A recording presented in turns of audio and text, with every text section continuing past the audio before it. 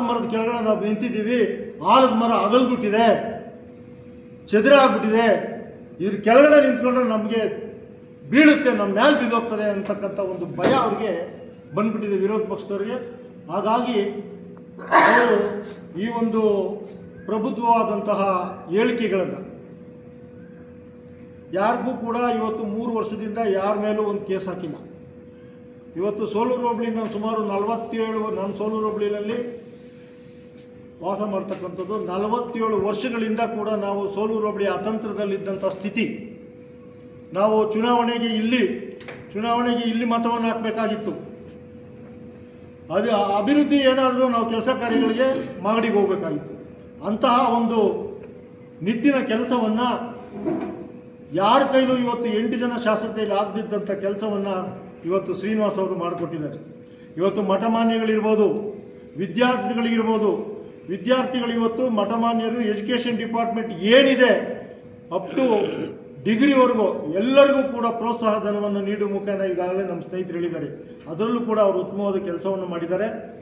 ಮುಂದೇನೂ ಕೂಡ ಯಾರಿಗೂ ಕೂಡ ಅವರು ಇವತ್ತು ನೆಲಮಂಗಲ ಕ್ಷೇತ್ರಕ್ಕೆ MLA ಕಾಂಗ್ರೆಸ್ ಪಕ್ಷದವರು ಮಾತ್ರ MLA ಅಲ್ಲ, ಇಡೀ ನೆಲಮಂಗಲ ಕ್ಷೇತ್ರದಲ್ಲಿ ಏನು 1,86,000 ಜನ ಮತದಾರರು ಮತ ಹಾಕಿದ್ದಾರೆ, ಎಲ್ರಿಗೂ ಕೂಡ ಒಂದೇ ರೀತಿಯಲ್ಲಿ ಶಾಸಕರಾಗಿ ನೋಡ್ತಾ ಇದ್ದಾರೆ. ಮಾತ್ರ ಬೇರೆ ಯಾವುದೇ ಒಂದು ಅವರಿಗೆ ಒಂದು ಒಡಕುತನವನ್ನು ಅವ್ರು ಮಾಡಿಲ್ಲ.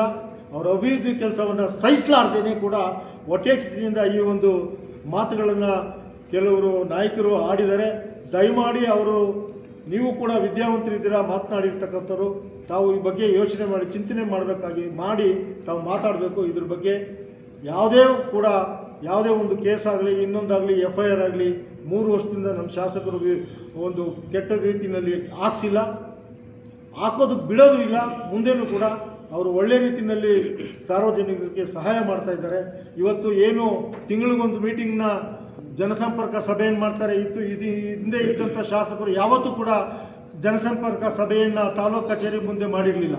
ಇಂತಹ ಒಂದು ಒಳ್ಳೆಯ ಕೆಲಸವನ್ನು ಮಾಡ್ತಕ್ಕಂಥ ಶಾಸಕರ ಮೇಲೆ ಇಂತಹ ಒಂದು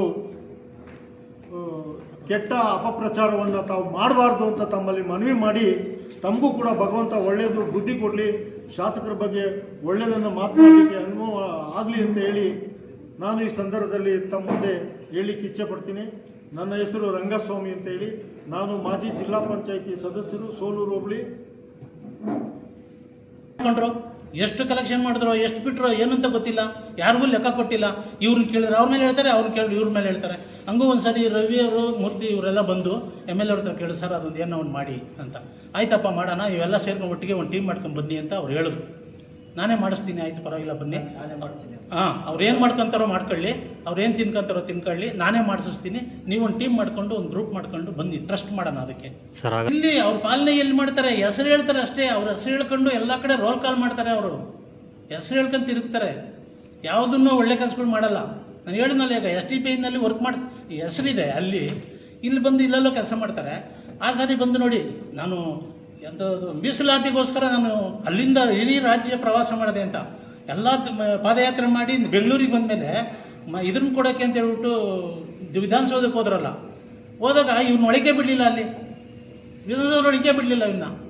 ಅವರು ಬೇರೆಯವ್ರು ಹೋಗ್ಬಿಟ್ಟು ಕೊಟ್ಬಿಟ್ಟು ಬಂದರು. ಎಲ್ಲಿದೆ ಇವ್ರಿಗೆ ಮರ್ಯಾದೆ?